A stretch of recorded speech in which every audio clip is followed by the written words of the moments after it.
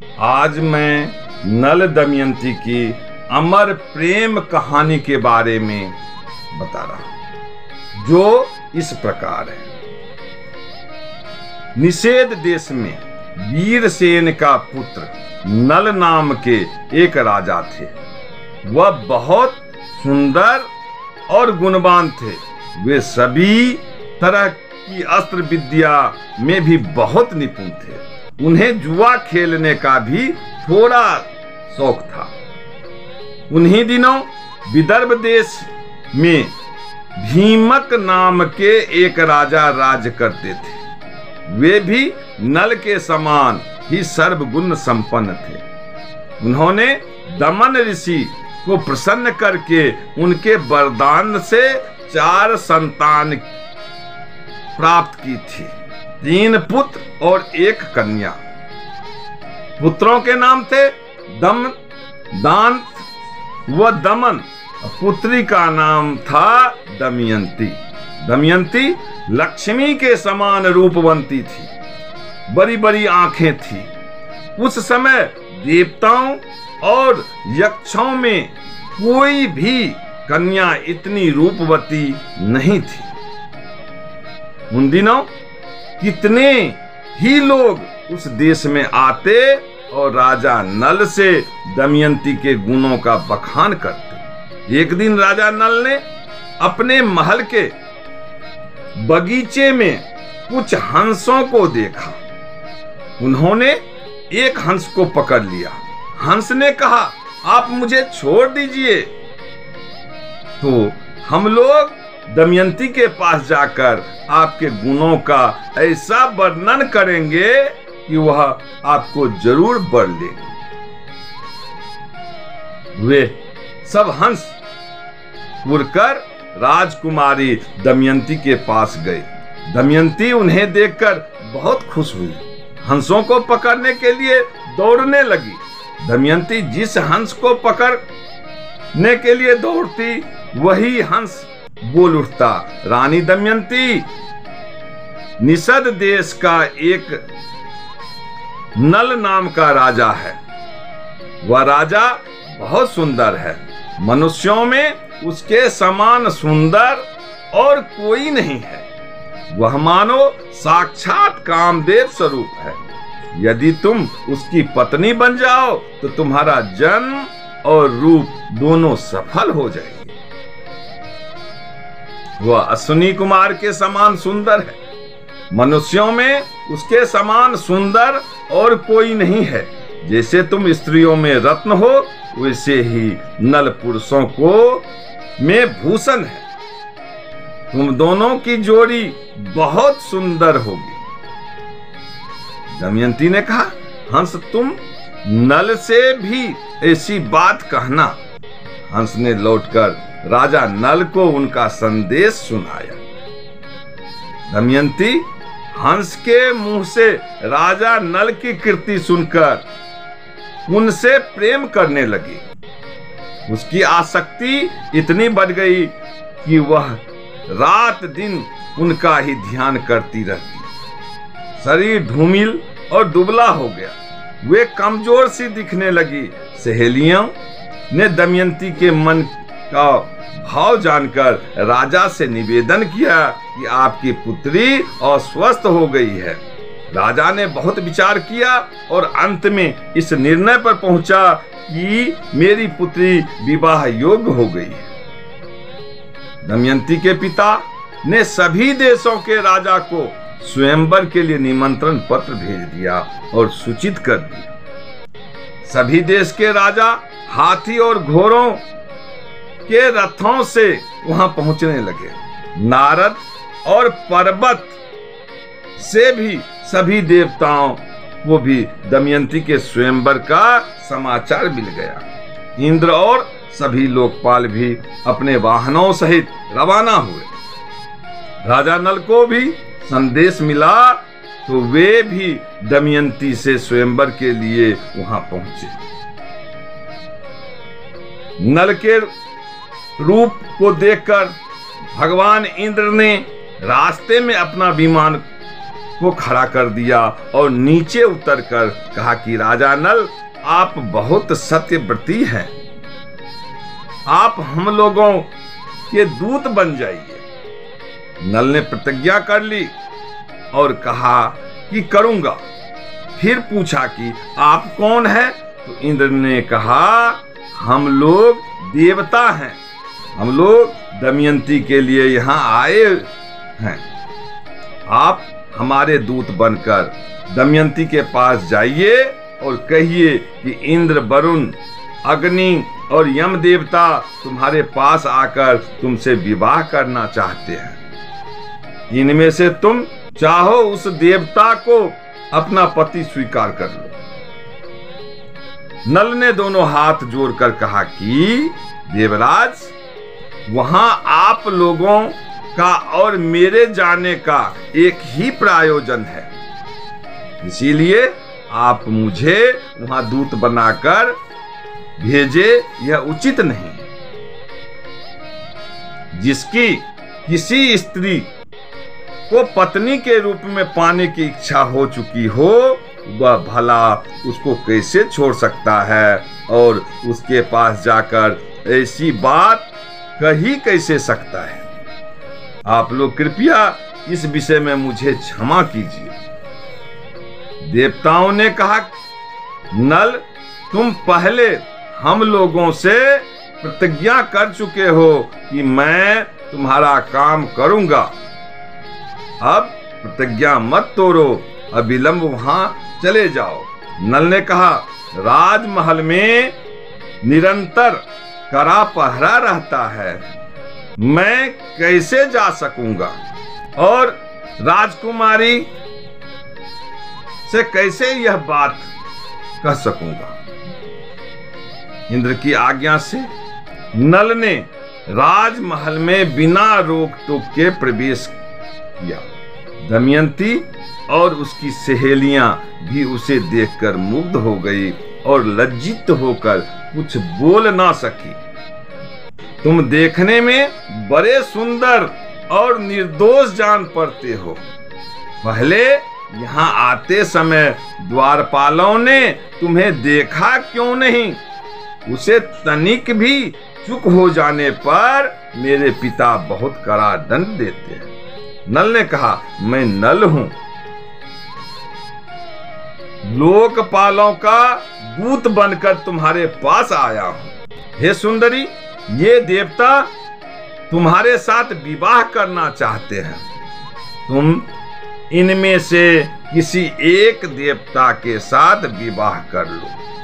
यही संदेश लेकर मैं तुम्हारे पास आया हूं। उन देवताओं के प्रभाव से जब मैंने तुम्हारे महल में प्रवेश किया तो मुझे कोई नहीं देख पाया। मैंने तुमसे देवताओं का संदेश कह दिया है। अब जो कहना है कह दो। अब तुम्हारी इच्छा हो तो कहो, ना हो तो वो भी कहो।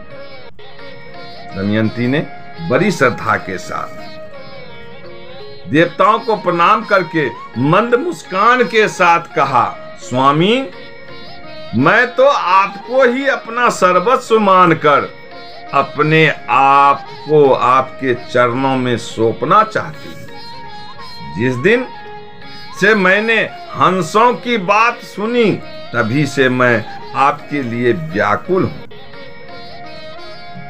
आपके लिए ही मैंने राजाओं की भीड़ इकट्ठी की है। यदि आप मुझे दासी की प्रार्थना अस्वीकार कर देंगे तो मैं जहर खाकर मर जाऊंगा। राजा नल ने दमयंती से कहा, जब बड़े बड़े लोकपाल तुमसे शादी करना चाहते हैं, फिर तुम मुझ मनुष्य से क्यों शादी करना चाहती हो? मैं तो उन देवताओं के चरणों की धूल के बराबर भी नहीं हूं। तुम अपना मन उन्हीं में लगाओ। देवताओं का अप्रिय करने पर इंसान की मृत्यु हो सकती है। तुम मेरी रक्षा करो और उनको वरण कर लो। नल की बात सुनकर दमयंती घबरा गई। उसकी आंखों से आंसू छलक आए।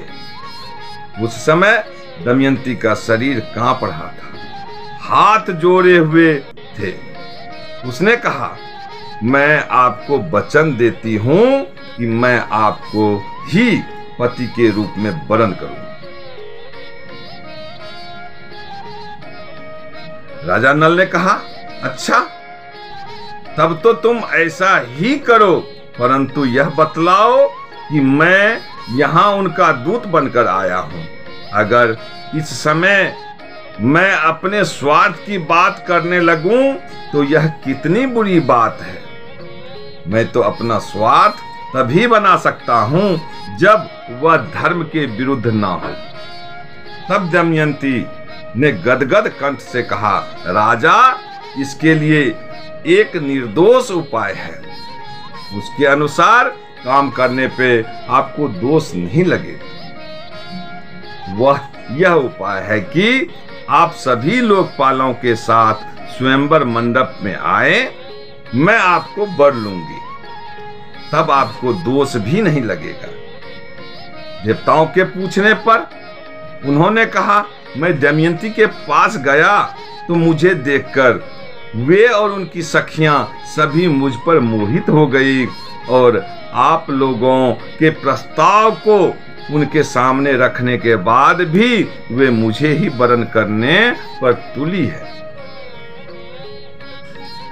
स्वयंवर की घड़ी आई। राजा भीमक ने सभी को बुलवाया। शुभ मुहूर्त में स्वयंवर रखा। सब राजा अपने अपने निवास स्थान से आकर स्वयंवर में यथास्थान बैठ गए। तभी दमयंती वहां आई, सभी राजाओं का परिचय दिया, जाने लगा। आगे एक ही स्थान पर नल के समान ही वेशभूषा वाले 5 राजकुमार खड़े दिखाई दिए। यह देखकर दमयंती को संदेह हो गया।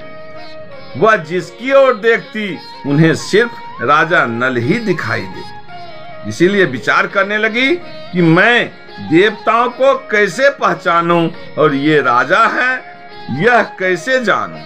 उसे बड़ा दुख हुआ। अंत में दमयंती ने यही निश्चय किया कि देवताओं की शरण में जाना ही उचित है। हाथ जोड़कर प्रणाम पूर्वक स्तुति करने लगी। देवताओं, हंसों के मुंह से नल का वर्णन सुनकर मैंने उन्हें पति रूप में वरण कर लिया है। मैंने नल की आराधना के लिए ही यह व्रत शुरू कर लिया है। आप लोग अपना अपना रूप में प्रकट हो, जिससे मैं राजा नल को पहचान लूं। देवताओं ने दमयंती की बात सुनकर उसके दृढ़ निश्चय को देखकर उन्होंने उसे ऐसी शक्ति दी जिससे वह देवताओं और मनुष्यों में अंतर कर सके। दमयंती ने देखा कि शरीर पर पसीना नहीं है, पलकें गिरती नहीं है, माला कुम्हलाई नहीं है, शरीर स्थिर है, शरीर पर धूल व पसीना भी नहीं है। दमयंती ने इन लक्षणों को देखकर ही राजा नल को पहचान लिया। जिस समय दमयंती के स्वयंवर से लौटकर इंद्र और अन्य लोकपाल अपने अपने लोकों को जा रहे थे, उस समय उनकी मार्ग में ही कलयुग और द्वापर से भेंट हो गई। इंद्र ने पूछा कलयुग से, कहां जा रहे हैं? कलयुग ने कहा, मैं दमयंती के स्वयंवर में उससे विवाह करने के लिए जा रहा हूं। इंद्र ने कहा, अरे स्वयंवर तो कब का पूरा हो गया। दमयंती ने राजा नल को वरण भी कर लिया है। हम लोग वो देखते ही रह गए। कलयुग ने क्रोध में आकर कहा, तब तो यह अनर्थ हो गया। उसने देवताओं की अपेक्षा करके मनुष्य को अपनाया, इसीलिए उसको दंड देना चाहिए। देवताओं ने कहा, दमयंती ने हमारी आज्ञा प्राप्त करके ही नल को वरण किया है। वास्तव में नल सर्वगुण संपन्न और उसके योग्य है। वे समस्त धर्मों के जानकार हैं। उन्होंने इतिहास पुराणों सहित वेदों का भी अध्ययन किया है। उनको साप देना तो नरक में धधकती आग में गिरने के समान है। अब कलयुग ने द्वापर से कहा, मैं अपने क्रोध को शांत नहीं कर सकता, इसीलिए मैं नल के शरीर में निवास करूंगा। मैं उसे राजच्युत कर दूंगा। तब वह दमयंती के साथ नहीं रह सकेगा। इसीलिए तुम भी जुए के पासों में प्रवेश करके मेरी सहायता करना। द्वापर ने उसकी बात स्वीकार कर ली। द्वापर और कलयुग दोनों ही नल की राजधानी में आ बसे। 12 वर्ष तक वे इस बात की प्रतीक्षा में रहे कि नल में कोई दोष दिख जाए। एक दिन राजा नल संध्या के समय लघु शंका से निवृत्त होकर पैर धोए बिना ही आचमन करके संध्या बंदन करने बैठ गए। यह अपवित्र अवस्था देखकर कलयुग उनके शरीर में प्रवेश कर गया। कलयुग दूसरा रूप धारण करके वह पुष्कर बनकर उसकी बात स्वीकार करके वह पुष्कर के पास गया और बोला, तुम नल के साथ जुआ खेलो, मेरी सहायता करो। जुए में जीतकर निषद राज का राज प्राप्त कर लो। पुष्कर उसकी बात स्वीकार करके नल के पास गया। द्वापर भी पासे का रूप धारण करके उसके साथ चला। जब पुष्कर ने राजा नल को जुआ खेलने का आग्रह किया, तब राजा नल दमयंती के सामने अपने भाई की बार बार ललकार सह ना सके। उन्होंने पासे खेलने का निश्चय किया। उस समय नल के शरीर में कलयुग का वास था, इसीलिए नल जो कुछ भी जुए में लगाते हार जाते। प्रजा और मंत्रियों ने राजा को रोकना चाहा, लेकिन जब वे नहीं माने तो मंत्रियों ने द्वारपाल को रानी दमयंती तक राजा का रोकने का संदेश पहुंचवाया। तब रानी नल दमयंती को बोली, आपकी पूरी प्रजा आपके दुख के कारण अचेत हुई जा रही है। इतना कहकर दमयंती भी रोने लगी, लेकिन राजा नल कलयुग के प्रभाव में थे, इसीलिए जो पासे फेंकते वही उनके प्रतिकूल पड़ते। जब दमयंती ने यह सब देखा तो उसने धाय को बुलाया और उसके द्वारा राजा नल के सारथी ब्रासनय को बुलवाया। उन्होंने उसे कहा, सारथी, तुम जानते हो कि महाराज बहुत संकट में है। अब यह बात तुमसे छिपी नहीं है। तुम रथ जोड़ लो और मेरे बच्चों को रथ में बैठाकर कुंडी नगर ले जाओ। उसके बाद पुष्कर ने राजा नल का सारा धन ले लिया और बोला, तुम्हारे पास दांव पर लगाने के लिए और कुछ है या नहीं? यदि तुम दमयंती को दांव पर लगाने के लायक समझो तो उसे लगा दो। एक दिन राजा नल ने देखा कि बहुत से पक्षी उनके पास ही बैठे। उनके पंख सोने के समान चमक रहे हैं। नल ने सोचा कि इनकी पंख से कुछ धन मिलेगा, ऐसा सोचकर उन्हें पकड़ने के लिए नल ने उन पर अपना पहनने वाले वस्त्र डाल दिए। पक्षी उनका वस्त्र लेकर उड़ गए। अब नल नंगे होकर बड़ी दीनहीनता के साथ मुंह नीचे करके खड़ा हो गए। पक्षियों ने कहा, तुम नगर से एक वस्त्र पहनकर निकला था, उसे देखकर हमें बड़ा दुख हुआ था। ले, अब हम तेरे शरीर का वस्त्र लिए जा रहे हैं। हम पक्षी नहीं, जुए के पासे हैं। नल ने दमयंती के से पासे की कहती, तुम देख रही हो, यहां बहुत से रास्ते हैं।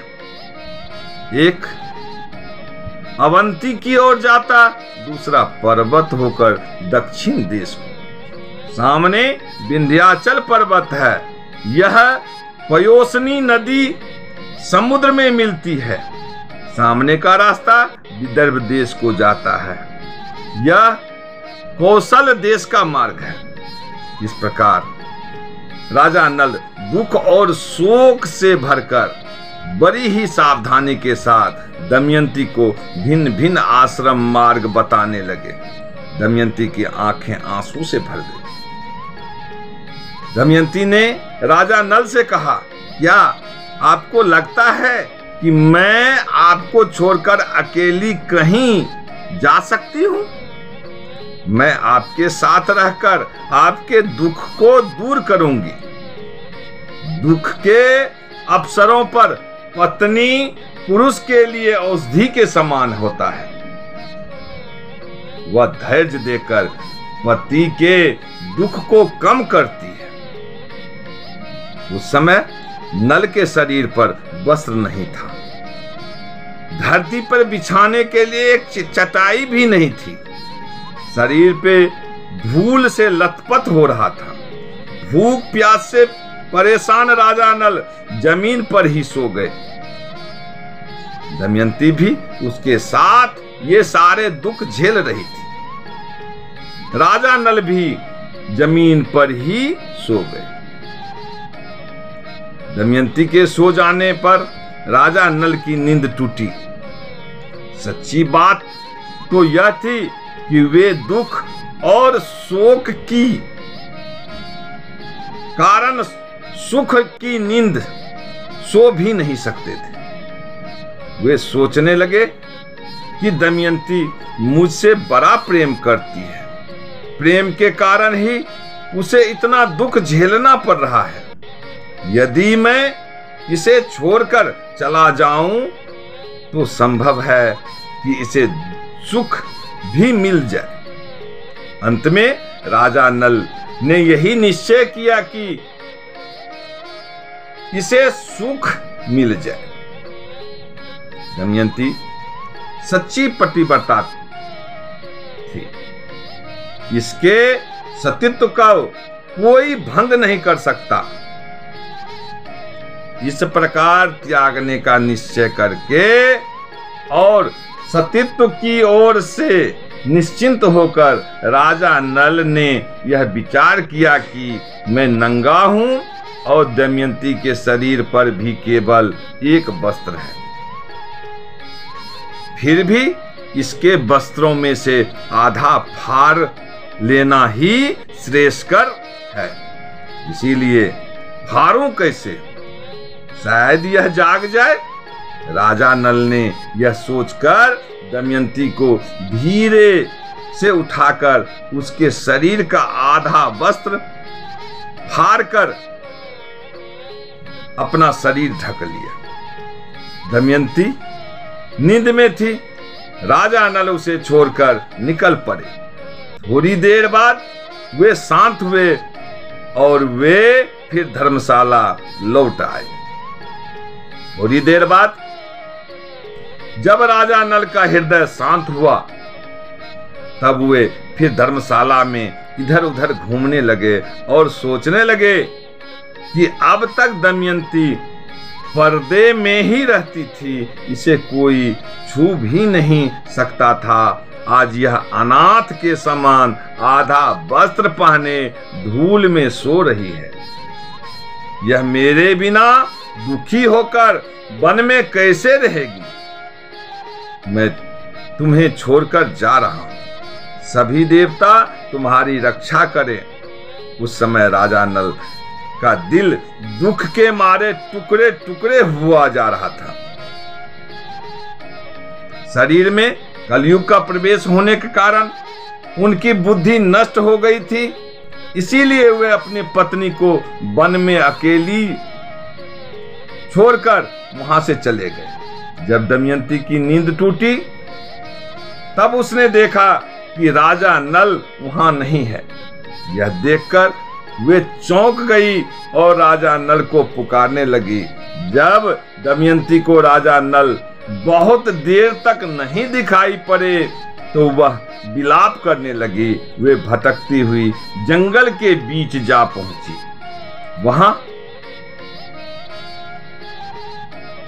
एक अजगर दमयंती को निगलने लगा। दमयंती मदद के लिए चिल्लाने लगी तो एक व्याध के कान में यह बात सुनाई पड़ी। उधर ही घूम रहा था, वह वहां दौड़कर आया और यह देखकर दमयंती को अजगर निगल रहा है, अपने तेज शस्त्र से उसने अजगर का मुंह चीर डाला। उसने दमयंती को छुड़ाकर नहलाया, आश्वासन देकर भोजन करवाया। दमयंती जब कुछ शांत हुई तो व्याध ने पूछा, सुंदरी तुम कौन हो? किस कष्ट में पड़कर किस उद्देश्य से तुम यहां आई हो? दमयंती की सुंदरता, बोलचाल और मनोहरता देखकर व्याध मोहित हो गया। वह दमयंती से मीठी मीठी बातें करके उसे अपने बस में करने की कोशिश करने लगा। दमयंती उसके मन के भाव समझ गई। दमयंती ने उसके बलात्कार करने की चेष्टा को बहुत रोकना चाहा, लेकिन जब वह किसी प्रकार नहीं माना तो उसे श्राप दे दिया कि मैंने राजा नल के अलावा किसी और का चिंतन कभी नहीं किया हो तो यह व्याध मरकर गिर पड़े। दमयंती के इतना कहते ही व्याध के प्राण पखेरु उड़ गए। व्याध के मर जाने के बाद दमयंती एक निर्जन और भयंकर वन में जा पहुंची। राजा नल का पता पूछती हुई वह उत्तर की ओर बढ़ने लगी। 3 दिन रात दिन बीत जाने के बाद दमयंती ने देखा कि सामने ही एक सुंदर तपोवन है, जहां बहुत से ऋषि निवास करते हैं। वे आश्रम में जाकर बड़ी नम्रता के साथ प्रणाम किया और हाथ जोड़कर खड़ी हो गई। ऋषियों को प्रणाम किया। ऋषियों ने दमयंती का सत्कार किया और उसे बैठने को कहा। दमयंती ने एक भद्र स्त्री के समान सभी के हालचाल पूछे। फिर ऋषियों ने पूछा, आप कौन हैं? तब दमयंती ने अपना पूरा परिचय दिया और अपनी सारी कहानी ऋषियों को सुनाई। तब सारे तपस्वी उसे आशीर्वाद देते हैं कि थोड़े ही समय में निषद के राजा को उनका राज्य वापस मिल जाएगा। उसके शत्रु भयभीत होंगे, वह मित्र प्रसन्न होंगे और कुटुंब भी आनंदित होंगे। इतना कहकर सभी ऋषि अंतर्ध्यान हो गए। दमयंती रोती हुई एक अशोक के वृक्ष के पास पहुंचकर बोली, तू मेरा शोक मिटा दे। शोक रहित अशोक, तू मेरा शोक मिटा दे। क्या कहीं तूने राजा नल को शोक रहित देखा है? तू अपने शोक नाशक नाम को सार्थक कर। दमयंती ने अशोक की परिक्रमा की और वह आगे बढ़ी। उसके बाद आगे बढ़ी तो बहुत दूर निकल गई। वहां उसने देखा कि हाथी, घोड़ों और रथों के साथ व्यापारियों का एक झुंड आगे बढ़ रहा है। व्यापारियों के प्रधान से बातचीत करके दमयंती को जब यह पता चला कि वे सभी चेदी देश जा रहे हैं तो वह भी उनके साथ हो गई। कई दिनों तक चलने के बाद वे व्यापारी एक भयंकर वन में पहुंचे। वहां एक बहुत सुंदर सरोवर था।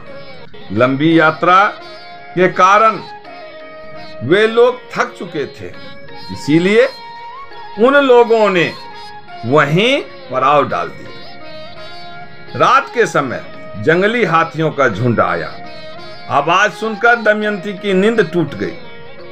वह इस मांसाहार के दृश्य को देखकर समझ नहीं पा रही थी कि वह क्या करें। वे सभी व्यापारी मर गए तो वहां से भाग निकली और दमयंती भागकर उन ब्राह्मणों के पास पहुंची और उनके साथ चलने लगी। शाम के समय वह राजा सुबाहु के यहाँ जा पहुंची। वहां उसे सब बावली समझ रहे थे। उसे बच्चे परेशान कर रहे थे। उस समय राजमाता महल के बाहर खिड़की से देख रही थी। उन्होंने अपनी दासी से कहा, देखो तो वह स्त्री बहुत दुखी मालूम होती है, तुम जाओ और मेरे पास ले आओ। दासी दमयंती को रानी के पास ले गई। रानी ने दमयंती से पूछा, तुम्हें डर नहीं लगता ऐसे घूमते हुए? तब दमयंती ने बोला, मैं एक पतिव्रता स्त्री हूं। मैं हूं तो कुलीन पर दासी का काम करती। तब रानी ने बोला, ठीक है, तुम महल में ही रह जाओ। तब दमयंती कहती है कि मैं यहाँ रह तो जाऊंगी, पर मेरी 3 शर्त है। मैं झूठा नहीं खाऊंगी, पैर नहीं धोऊंगी और पर पुरुष से बात नहीं करूंगी। रानी ने कहा, ठीक है, हमें आपकी सभी शर्तें मंजूर है। जिस समय राजा नल दमयंती को सोती छोड़कर आगे बढ़े, उस समय वन में आग लग रही थी। तभी नल को आवाज आई, राजा नल शीघ्र दौड़ो, मुझे बचाओ। नागराज कुंडली बांधकर पड़ा हुआ था। उसने नल से कहा, राजन, मैं करकोटक नाम का सर्प हूं। मैंने नारद मुनि को धोखा दिया था। उन्होंने श्राप दिया कि जब तक राजा नल तुम्हें ना उठावे तब तक यहीं पड़े रहना। उनके उठाने पर तुम श्राप से मुक्त हो जाओगे। उनके श्राप के कारण मैं यहां से एक भी कदम आगे नहीं बढ़ सकता। तुम इस श्राप से मेरी रक्षा करो। मैं तुम्हें हित की बात बताऊंगा और तुम्हारा मित्र बन जाऊंगा। मेरे भार से डरो मत, मैं अभी हल्का हो जाता हूं। वह अंगूठे के बराबर हो गया। नल उसे उठाकर दावानल से बाहर ले आए। करकोटक ने कहा, तुम अभी मुझे जमीन पे मत डालो, कुछ कदम गिनकर चलो। राजा नल ने ज्यों ही पृथ्वी पर 10वां कदम चला और उन्होंने कहा, 10 तो ही करकोटक ने उसे 10 लिया। उसका नियम था कि जब कोई बोले 10 तभी वह डसता था। आश्चर्यचकित नल से उसने कहा, महाराज, तुम्हें कोई पहचान ना सके, इसीलिए मैंने 10 के तुम्हारे रूप बदल दिया। कलयुग ने तुम्हें बहुत दुख दिया है। अब मेरे विष से वह तुम्हारे शरीर में बहुत दुखी रहेगा। तुमने मेरी रक्षा की है, अब तुम्हें हिंसक पशु पक्षी शत्रु का कोई भय नहीं रहेगा। अब तुम पर किसी भी विष का प्रभाव नहीं होगा और युद्ध में हमेशा तुम्हारी जीत होगी। यह कहकर करकोटक ने 2 दिव्य वस्त्र दिए और वह अंतर्ध्यान हो गया। राजा नल वहां से चलकर 10वें दिन राजा ऋतुपर्णा की राजधानी अयोध्या में पहुंच गया। उन्होंने वहां राज दरबार में निवेदन किया कि मेरा नाम बाहुक है। मैं घोड़ों को हाँकने और उन्हें तरह तरह की चालें सिखाने का काम करता हूँ। घोड़ों की विद्या मेरे जैसा निपुण इस समय पृथ्वी पर कोई नहीं है। रसोई बनाने में भी मैं बहुत चतुर हूँ। हस्त कौशल में के सभी काम और दूसरे कठिन काम करने की चेष्टा करूंगा। आप मेरी आजीविका निश्चित करके मुझे रख लीजिए। उसकी सारी बात सुनकर राजा ऋतुपर्ण ने कहा, बाहुक, मैं सारा काम तुम्हें सौंपता हूं, लेकिन मैं शीघ्रगामी सवारी को विशेष पसंद करता हूं। तुम्हें हर महीने सोने की 10,000 मुहरें मिला करेंगी, लेकिन तुम कुछ ऐसा करो कि मेरे घोड़ों की चाल तेज हो जाए। इसके अलावा तुम्हारे साथ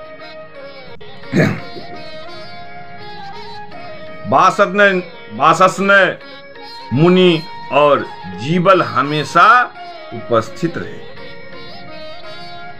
राजा नल रोज दमयंती को याद करते और दुखी होते कि दमयंती भूख प्यास से परेशान ना जाने किस स्थिति में होगी। इसी तरह राजा नल ने दमयंती के बारे में सोचते हुए कई दिन बीता दिए। ऋतुपर्ण के पास रहते हुए उन्हें कोई न पहचान सका। जब राजा विदर्भ को यह समाचार मिला कि मेरे दामाद नल और पुत्री राजपाट विहीन होकर वन चले गए हैं, तब उन्होंने सुदेव नाम के एक ब्राह्मण को नल दमयंती का पता लगाने के लिए चेदी नरेश के राज्य में भेजा। उसने एक दिन राजमहल में दमयंती को देख लिया। उस समय राजा के महल में पुण्य हवाचन पूजा पाठ हो रहा था। दमयंती सुनंदा एक साथ बैठकर ही वह कार्यक्रम देख रही थी। सुदेव ब्राह्मण ने दमयंती को देखकर सोचा कि वास्तव में यही भीमक नंदिनी है। मैंने इसका जैसा रूप पहले देखा था वैसा अब भी देख रहा हूं। बड़ा अच्छा हो, इसे देख लेने से मेरी पूरी यात्रा सफल हो गई। सुखदेव दमयंती के पास गया और उससे बोला, दमयंती, मैं तुम्हारे भाई का मित्र सुदेव हूँ। मैं तुम्हारी भाई की आज्ञा से तुम्हें ढूंढने आया हूँ। दमयंती ने ब्राह्मण को पहचान लिया। वह सबका कुशल मंगल पूछने लगी और पूछते पूछते रो पड़ी। सुनंदा दमयंती को रोता देखकर घबरा गई। उसने अपनी माता के पास जाकर उन्हें सारी बात बताई। राजा माता तुरंत अपने महल से बाहर निकल आई। ब्राह्मण के पास जाकर पूछने लगी, महाराज, ये किसकी पत्नी है, किसकी पुत्री है? अपने घर वालों से कैसे बिछुड़ गए? तब सुदेव उनका पूरा परिचय उसे दिया। सुनंदा ने अपने हाथों से दमयंती का ललाट धो दिया, जिससे उसकी भौहें के बीच का लाल चिन्ह चंद्रमा के समान प्रकट हो गया। उसके ललाट पर वह तिल देखकर सुनंदा व राजमाता दोनों ही रो पड़ी। राजमाता ने कहा, मैंने इस तिल को देखकर पहचान लिया कि तुम मेरी बहन की पुत्री हो। उसके बाद दमयंती अपने पिता के घर चली गई। अपने पिता के घर एक दिन विश्राम करके दमयंती अपनी माता से कहा कि माँ, मैं आपसे सच कहती हूँ, यदि आप मुझे जीवित रखना चाहती है तो आप मेरे पतिदेव को ढूंढवा दीजिए। रानी ने उनकी बात सुनकर नल को ढूंढवाने के लिए ब्राह्मणों को नियुक्त किया। ब्राह्मणों से दमयंती ने कहा, आप लोग जहां भी जाए वहां भीड़ में जाकर यह कहे कि मेरे प्यारे छलिया, तुम मेरी साड़ी में से आधी फाड़ कर अपनी दासी को उसी अवस्था में आधी साड़ी में आपका इंतजार कर रही है। मेरी दशा का वर्णन कर दीजिएगा और ऐसी बात कहिएगा जिससे वे प्रसन्न हो और मुझ पर कृपा करे। बहुत दिनों के बाद एक ब्राह्मण वापस आया। उसने दमयंती से कहा, मैंने राजा ऋतुपर्ण के पास जाकर भरी सभा में आपकी बात दोहराई तो किसी ने कुछ जवाब नहीं दिया। जब मैं चलने लगा तब बाहुक नाम के सारथी ने मुझे एकांत में बुलाया। उसके हाथ छोटे व शरीर कुरूप है। वह लंबी सांस लेकर रोता हुआ मुझसे कहने लगा, उच्च कुल की स्त्रियों के पति उन्हें छोड़ भी देते हैं तो भी वे अपने शील की रक्षा करती है। त्याग करने वाला पुरुष विपत्ति के कारण दुखी और अचेत हो रहा है, इसीलिए उस क्रोध करना उचित नहीं है। लेकिन वह उस समय बहुत परेशान था। जब वह अपनी प्राण रक्षा के लिए जीविका चाह रहा था तब पक्षी उसके वस्त्र लेकर उड़ गए। जब ब्राह्मण ने यह बात बताई तो दमयंती समझ गई कि वे राजा नल ही हैं। ब्राह्मण की बात सुनकर दमयंती की आंखें में आंसू भर आए। उसने अपनी माता को सारी बात बताई। तब उन्होंने कहा, आप यह बात अब अपने पिताजी से ना कहे। मैं सुदेव ब्राह्मण को इस काम के लिए नियुक्त करती हूँ। तब दमयंती ने सुदेव से कहा, ब्राह्मण देवता, आप जल्दी से जल्दी अयोध्या नगरी पहुंचे। राजा ऋतुपर्ण से यह बात कहिए कि दमयंती ने फिर से स्वेच्छानुसार पति का चुनाव करना चाहती है। बड़े बड़े राजा और राजकुमार जा रहे हैं। स्वयंवर की तिथि कल ही है, इसीलिए यदि आप पहुंच सके तो वहां जाइए। नल के जीने अथवा मरने का किसी को पता नहीं है, इसीलिए वह कल वे सूर्योदय पूर्व ही पति वरण करेंगे। दमयंती की बात सुनकर सुदेव अयोध्या गए और उन्होंने राजा ऋतुपर्ण से सब बातें कह दी। सुदेव की बातें सुनाकर बाहुक को बुलवाया और कहा, बाहुक, कल दमयंती का स्वयंवर है और हमें जल्दी से जल्दी वहां पहुंचना है। यदि तुम मुझे जल्दी वहां पहुंच पाने में संभव हो तो समझो तभी मैं वहां जा पाऊंगा। ऋतुपर्ण की बात सुनकर नल का कलेजा फटने लगा। सोचा कि दमयंती ने दुखी और अचेत होकर ही ऐसा किया होगा। संभव है वह ऐसा करना चाहती हो। नल शीघ्रगामी रथ में 4 श्रेष्ठ घोड़े जोत लिए। राजा ऋतुपर्ण रथ पर सवार हो गए। रास्ते में ऋतुपर्ण उसे पासे पर वशीकरण की विद्या सिखाई, क्योंकि उसे घोड़ों की विद्या सीखने का लालच था। जिस समय राजा नल ने यह विद्या सीखी, उसी समय कलयुग राजा नल के शरीर में से बाहर आ गया। कलयुग ने नल का पीछा छोड़ दिया, लेकिन अभी उनका रूप नहीं बदला। उन्होंने अपने रथ को जोर से हाँका और शाम होते होते विदर्भ देश पहुंचे। राजा भीमक के पास समाचार भेजा गया। उन्होंने ऋतुपर्ण को अपने यहाँ बुला लिया। ऋतुपर्ण के रथ की गूंज से दिशाएं गूंज उठी। दमयंती रथ की घबराहट धड़धड़ाहट से समझ गई कि जरूर इसको हाँकने वाला मेरे पति देव हैं। यदि आज वे मेरे पास नहीं आएंगे तो मैं आग में कूदकर जान दे दूंगा। उसके बाद अयोध्या नरेश ऋतुपर्ण जब राजा भीमक के दरबार में पहुंचे तो उनका बहुत आदर सत्कार हुआ। भीमक को इस बात का बिल्कुल पता नहीं था।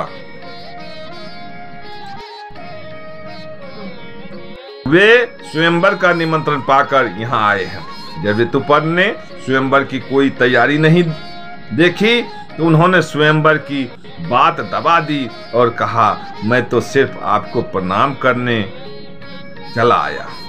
भीमक सोचने लगे कि 100 योजन से अधिक दूर कोई प्रणाम करने तो नहीं आ सकता, लेकिन वे यह सोच छोड़कर भीमक के सत्कार में लग गए। बाहुक के साथ अश्वशाला में ठहरकर घोड़ों की सेवा में लग गया। दमयंती आकुल हो गई कि रथ की ध्वनि तो सुनाई दे रही है, पर कहीं भी मेरे पति के दर्शन नहीं हो रहे। हो ना हो बाहुक ने उनसे रथ विद्या सीख ली होगी। तब उसने अपनी दासी से कहा कि हे दासी, तुम जा और इस बात का पता लगा कि यह कुरूप पुरुष कौन है। संभव है यही हमारे पतिदेव हों। मैंने ब्राह्मणों द्वारा जो संदेश भेजा था वही उसे बतलाना और उसका उत्तर मुझसे कहना। तब दासी ने बाहुक से जाकर पूछा, राजा नल कहाँ है? क्या तुम उन्हें जानते हो या तुम्हारा सारथी बासस ने जानता है? बाहुक ने कहा, मुझे उसके संबंध में कुछ भी मालूम नहीं है। सिर्फ इतना ही पता है कि इस समय नल का रूप बदल गया है। वे छिपकर रहते हैं। उन्हें या तो दमयंती या स्वयं ही पहचान सकते हैं या उनकी पत्नी दमयंती, क्योंकि वे अपने गुप्त चिन्हों को दूसरों के सामने प्रकट नहीं करना चाहते हैं। अब दमयंती की आशंका और बढ़ गई और ढूंढने में लग गई कि राजा नल है कि नहीं। उसने दासी से कहा, तुम फिर बाहुक के पास जाओ और उसके पास बिना कुछ बोले खड़ी रहो। उसकी चेष्टाओं का ध्यान दो। अब आग मांगे तो मत देना, जल मांगे तो देर कर देना। उसका एक एक चरित्र मुझसे आकर बताओ। फिर वह मनुष्यों और देवताओं से उसमें बहुत से चरित्र देखकर वह दमयंती के पास आई और बोली, बाहुक ने हर तरह से अग्नि जल थल पर विजय प्राप्त कर ली है। मैंने आज तक ऐसा पुरुष नहीं देखा।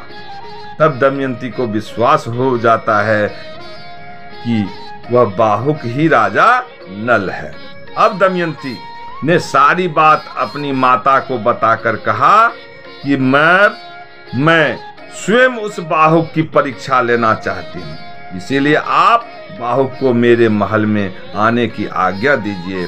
आपकी इच्छा हो तो पिताजी को बता दीजिए। रानी ने अपने पति भीमक से अनुमति ली और बाहुक को रानीवास में बुलवाने की आज्ञा दी।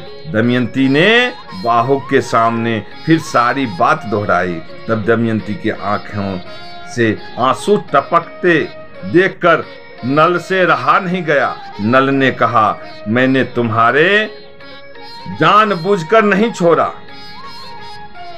नहीं जुआ खेला, यह सब कलयुग की करतूत है। दमयंती ने कहा कि मैं आपके चरणों को स्पर्श करके कहती हूँ कि मैं कभी मन से पर पुरुष का चिंतन नहीं किया हो तो मेरे प्राणों का नाश हो जाए। ऐसा अद्भुत दृश्य देखकर राजा नल ने अपना संदेह छोड़ दिया और करकोटक नाग के दिए वस्त्र वो उसने अपने ऊपर ओढ़कर उसका स्मरण करके वे फिर असली रूप में आ गए। दोनों ने सबका आशीर्वाद लिया। दमयंती के मायके से उन्हें खूब धन देकर विदा किया गया। उसके बाद नल और दमयंती अपने राज में पहुंचे। राजा नल ने पुष्कर से फिर जुआ खेलने को कहा तो वह खुशी खुशी तैयार हो गया और नल ने जुए की हर बाजी को जीत लिया। इस तरह नल और दमयंती को फिर से अपना राज और धन प्राप्त